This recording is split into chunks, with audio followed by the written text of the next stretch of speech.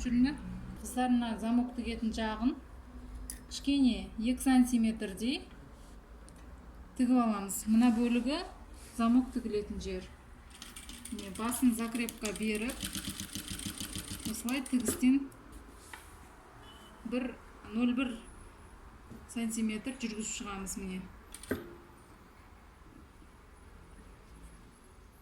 астарындағы нелеріңізді абайлаңыздар. Мына лента тіккен бөлігін ішіне кіргізіп, осылай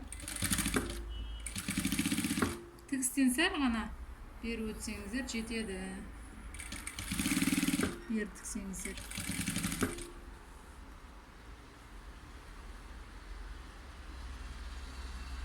Бұлай ұстап отырыңыздар, өйткені материал жылжып тура келмей қалуы мүмкін. Міне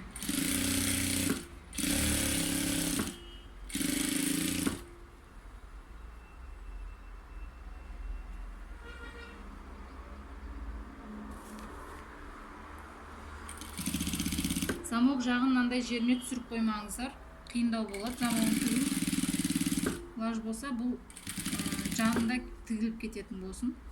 Жаңағы лентаны қосқан жеріміз.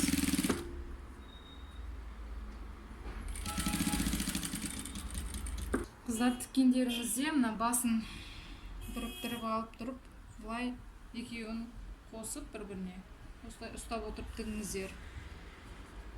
Үсті асты жетпей қалуы мүмкін. Өйткені сырғанайтын материал.